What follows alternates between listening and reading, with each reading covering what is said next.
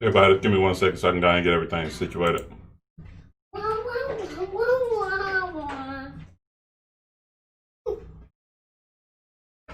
Going on with your mama.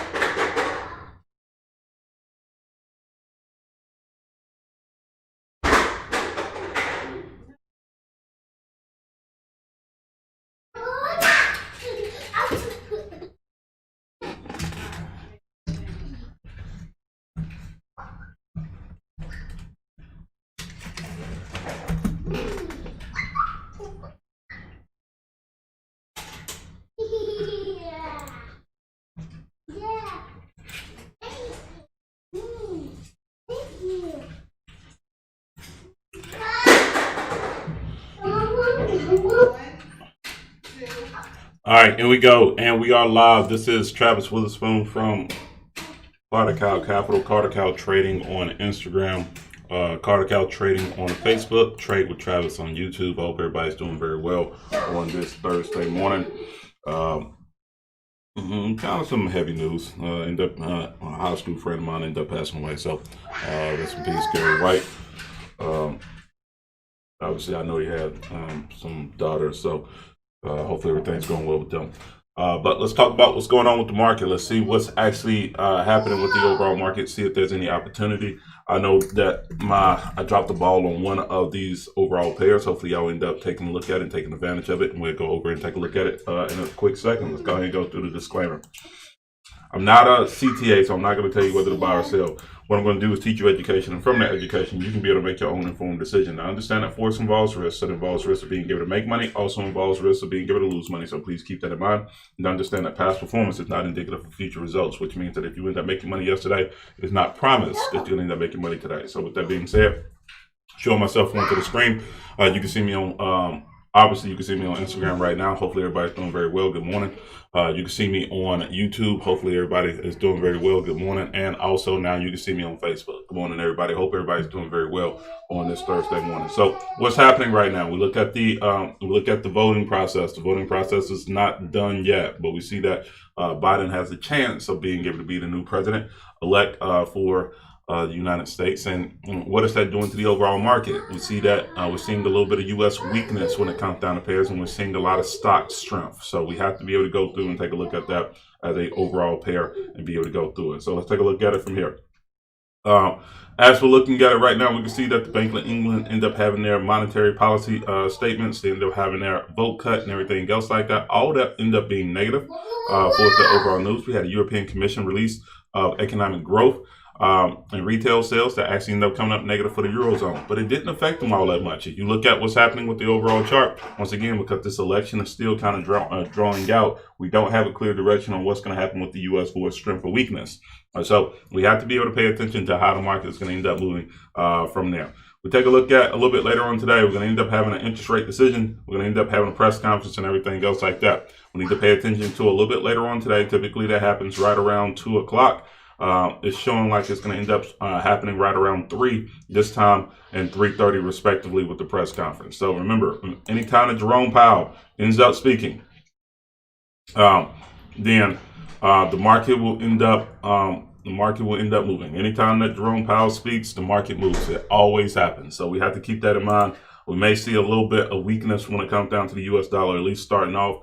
And then after that, who knows? It may end up being a little bit of strength going through and being able to take a look at that. Before we end up taking a look at the charts, let's look at the currency strength meter. If we look at the currency strength meter right now, what we can be able to see is that the Eurozone is strong. We can see that the U.S. dollar is weak, as well as the Canadian dollar being as weak right now at this particular point.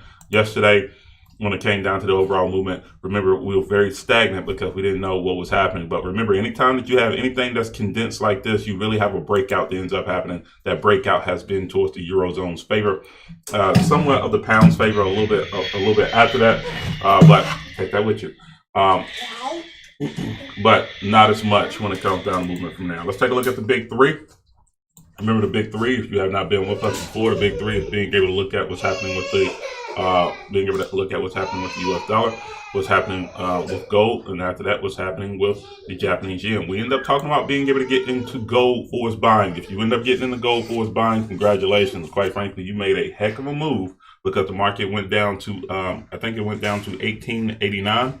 If you had an opportunity to be able to get in, then you should have stayed in that and rolled some of your trades out. Been able to cash out on a few different ones. Actually, I wish I would have stayed in some of them, but I have one of my expert advisors basically doing a demo off of that one right now. So I'm just kind of waiting and seeing how well that does before doing anything else like that. So U.S. dollar index, what are we seeing weekly? Weekly, this market is somewhat close to the sell zone. We're not really paying attention to that because we see all of this consolidation within this area. Once again, until we end up figuring out what's happening with this election, until we end up figuring out how the market is going to end up reacting off of it, nothing really matters at this particular point. The market is expected to be somewhat bearish right now at this particular point. We have a broken counter trend line break to the downside, but we do have, once again, consolidation. So we have to be able to pay attention to that. On that, we can see that on the weekly and we can see that on the daily. Now, if you were selling earlier this week, starting on Friday starting on Sunday with the U.S. dollar index, you should have got out, or you should be out right now. And so once again, if you end up trading that, you should be good. Congratulations, you are at support right now. The people that are at support and looking at being able to trade this for the consolidation play should have already been in the trade since the market ended up hitting 12,000 and starting to be able to push back up to overall resistance. So once again, I would look at being able to say, if you have not got in, look at the 2 hours, see if there's a way of being able to get in based off of the counter trend line break to the upside, then you might end up having that move. This is what I see off of the 2 hour. We had that small little bounce. I think that it may end up giving you a chance to be able to get back over to that 11,000, what was the low on this one? 11,976 area, 975. You can get in that area, then I would look at being able to buy. Anything else, I would kind of wait and I would just kind of see what happens with that. Oil. As we look at oil, remember we're looking at being able to sell on this overall pair long term. What we have on the weekly is that we see that this market is going through the phase of going from the sell zone to the buy zone. We had an ascending triangle. We end up having that small little consolidation as well. The market ended up hitting the top of resistance, then after that started to fall. At this particular point, the market ended up pushing up to the area where we thought it was going to end up having going up to at least a midpoint area, which was 39.76, basically right around that $40 mark. And since then, subsequently has failed. We go to the daily mark and be able to take a look at it. We see that this market has not broken a counter trend line yet, and we can see that buyers are basically buying the bottom of being able to buy the bottom of this overall movement. So that means that it still has a little bit more room to go. Currently, right now, I would pay attention to the stochastic, even though the stochastic really doesn't matter in consolidation. If we could be able to get a high price anywhere around that $40 mark to that $41 mark, I'm very interested in being able to sell that long term to the downside, the $31 a barrel. So I will pay attention to that. Obviously, we see that the Canadian dollar is also in weakness compared to the U.S. dollar at this point. Remember, the Canadian dollar and oil have huge correlations with the way that the market moves. So I'll pay attention to those and be able to see what's going on with these overall pairs. Now, taking a look at what happened with gold. Remember, gold, we said that we wanted to be able to buy. We got a counter trend line break on the 2 hour because this market ended up bouncing off of this overall area, rejected it, and then started to push up again. Currently, the market's at 1919. The market is expected to go to 1965 long term on a daily. This is the time to be able to start loading up on buys if you have not done it. I'm sorry. The market's going to end up going to 1934 before retracing again and then giving another buy area. So this is the time to be able to look at being able to lock in for being able to get in the buys. The weekly is already in the buy zone. The daily is already in the buy zone. We had trading alignment. When you have trading alignment, you have momentum. When you have momentum, you have trades. So keep that in mind when it comes down to being able to take a look at that. On the 2 hour, if you missed this counter trend line break at 1887, which was a very, very good trade, the market ended up falling down right here one time on Monday, and then after that, popped right back to the upside. Fell down again, and then the market popped back up to the upside at 1887 one more time. And right now, the market is at 1920, going up to 1933. So for my scalpers out there, because right now that's the only thing that you can be able to do. The D extension is expected to be at 1933 at this point. We can go down to the 15-minute. Swing trading is out of the realm right now. There's no trade to swing trade right here. What I will look for is that I will look for being able to buy up to 1932 for this overall area. If we could be able to get that, then I think that you'll be in a solid trade position to be able to get into. I will look for a counter trend line break. Currently, the market, if this market makes a new higher high at this particular point, you're going to have to make a decision, because right now that's what we're looking at right now. The market is breaking out of this small little consolidated area. If it stays above it, you're going to have to buy, and just know that you might have a chance of being able to get stopped out. If I'm placing my stop loss anywhere, my stop loss will be below. I put my stop loss below 1908. I put it at 1907.60. Currently, right now, that'll be right around 125 pips, or basically 12.5 points. Going after 1935. Let's see. So let's see, what would that be for its risk reward? So that basically be a 1-to-1. If you want to be a little bit more tighter on this one, you can place it below this overall swing low at this particular point, which would be at 1910. I would go below 1910. Keep it just below that swing low area, and then look to be able to get in at 1935. So you're talking about 142 to 151 to right around 70-ish if you end up going below 1912. But once again, momentum has been to the upside on this overall move. Quite frankly, you want to be able to make a trade on this one. This will almost be like a market trade right now. Let's see what that looks like for us, being able to put in the numbers and how much you can be able to go out there. Remember, scalping trades are only 3%. If we only go 3% on being able to buy gold up to 1935, I think that if you end up taking a small little loss, it's not going to really affect you all that much. What's going on? How you doing? Hope everything's going well. You want to see what we're doing on our charts? You can go to Trade with Travis on YouTube and see how we're getting everything set up for gold right now. If you haven't got into gold, just talking about some last chances that you could possibly be able to happen, or the last chances for being able to get in. So looking at the overall stop loss, looking at the overall reward, we're saying that if we go at 1912 currently right now, that'll be about 69, or basically 6.9 points. So 69, we're going to go 3%. So right there. Reward in this case would end up being 1935.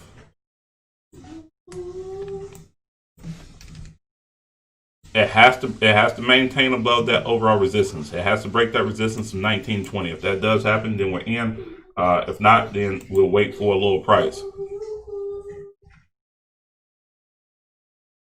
Brett, what's going on? Hope everything's going well with you. You want to see what we're doing on our charts? You can go with Trade with Travis. If you have any questions, we're getting a gold trade kind of set up right now and trying to see if there's an opportunity being able to get in. We're going to 1935. That's about 140. Let's see, 140. So we're going for a $60 risk to a $121 reward with 0.87 micro lots on a small account. Being able to go from there, I'll take that trade. I'm actually going to let's see if I can do it on this one right here. I would literally have to switch my accounts to do that. Let's see. Everyone, give me 1 second. Let's see.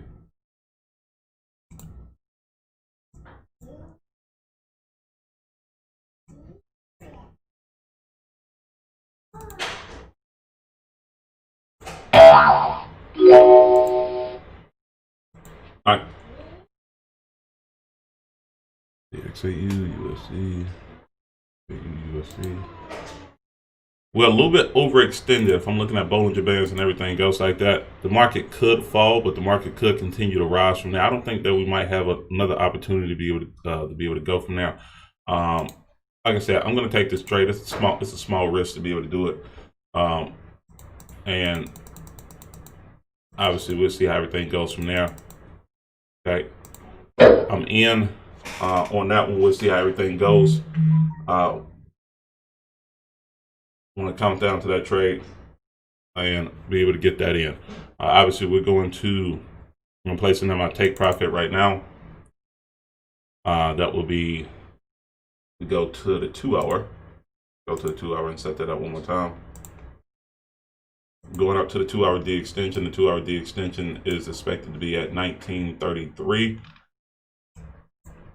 1933.38. If we go to the daily D extension, the daily D extension is at 1934. So 1933 will end up being a position where we're getting out. The market is in an R3, so we're going to see one-sided trading. The question is, can we get that one-sided trading to remain to be our way for this overall movement? Hopefully it doesn't give up another drop for this movement. The 2 hour is in the sell zone, so we had to keep that in mind. The market could necessarily fall a little bit more before actually falling back. It's something that we have to pay attention to. Obviously, the market breaks a counter trend line break to the downside. We have to have be quick on the exit, obviously, but stop loss will be at 1912. And hopefully this market will remain to be where it is right now. We'll say, actually, we could put it at right at 1913. As long as the market ends up holding that position, then I'm good. If not, then we might end up taking a quick exit on this one. If this market starts to remain to be below that overall trend line, it pushed back down. Say market is rejecting off of that spot right now. Once again, this may end up being a quick one and saying that, hey, we need to wait for a lower price. If this new candlestick, stays below that actual area, I'm going to take a quick loss and look for a lower spot. In this case, it'll only be a $14 loss if that does happen. But we got to see if this market remains to be above this trend line. Only thing that I don't like about this, and if I'm trading this off of the 2 hour, the 2 hours in the sell zone, which means that the market could fall again. And I think that's the reason why I'm looking at this very hesitantly on the 15-minute. The market is definitely in an R3 zone. With the market being in an R3 zone, obviously we're only looking for scalps on this one. So if this market remains to stay within that, if the market doesn't stay above that overall resistance that we looked at, then quite frankly, I pull my money out of this trade and wait for a smaller price to be able to get into. We got a few more minutes on this one. So market has to stay above 1920 or get back above 1920. Right now I'm seeing wicks that are going against it. We'll come back to that when we got 4 minutes on this one. We'll see how it reacts in 4 minutes. Okay, so we'll see how it reacts in 4 minutes and then go from there. Let's look at some other trades while we're doing that. Let's look at the NAS 100. Quite frankly, we talked about the NAS 100 breaking the counter trend line break at 11,300. And subsequently, since then, the market has pushed up almost 700 points. Once again, 700 points for some people, that can end up being about $7,000 for its overall movement to the upside. Quite frankly, you end up catching this one and kept your eye on this one. This was a very good trade to the upside long term. Long term, the market is expected to go to 12,454. This market is also in an R3 position. I would look for a 2 hour low to be able to get in if you could be able to do it. The market falls back down to the 11,600 area, in which I don't think it will, but I think if we get anywhere close to that, that would be an area where you could start looking at possibly getting back into buys in that overall position. Let's see, where's the market going overall? Right now, we can look at this low to here. Market went to 11,593. That was the first swing. From here, we had this second swing up to here. That D extension was at 12,124. That move has been completed. currently right now we're seeing that the market should reject off a little bit. Once this market does reject, it's going to give us another fractal low to be able to look at for it being able to trade. That fractal low, as long as the market does fall, let's say if the market keeps on falling, then what we'll look at is anything around this area. So we would love to be able to get in right around that 11,700 area, looking to be able to buy up to the long-term move from that position. But that one is not there yet. We haven't had a fractal high to be able to give us any position. Momentum was really in during the election period a little bit earlier on Monday and on Tuesday. Currently right now, we're just kind of seeing how this market's going to end up reacting. We got time for one more trade. We're going to talk about the position that we're in, which is on the Euro United States dollar. I really haven't talked about US dollar pairs yet. Remember, I'm not really going to end up looking at US dollar pairs unless they're in consolidated trades and we can be able to get the consolidated movement, right? Kind of like looking at what happened with the Australian dollar. If you took the Australian dollar consolidated movement all the way up to the top, congratulations. Pretty much you've already done hit your overall position. I will look to be able to get out when it comes down to this overall move right around now. So essentially with that consolidated move, we were talking about how it was going to end up being a easy move up to this overall area, which was right around the 72 area. That was about 200 pips from this movement that has happened over the course of the last couple of days. This market has a little bit more room to keep on pushing up to the top side. If you're looking at being able to sell on this one long term, obviously we'll look at the resistance. The resistance on this one, the resistance of this move will end up being at the high of this previous move, which was about 72.42, about 30 pips away. I mean, about 20 pips away from that overall move. You're looking at being able to place in a sell. That would be a good area. Also, the market is in a sweet spot. So obviously we're looking at being able to sell that to the downside. So Australian dollar, we're looking at that. We're in the Euro United States trade. We were up almost 100 pips on this move. Currently right now we're up 89. We actually ended up catching that big move when the market was basically at the bottom of these overall support.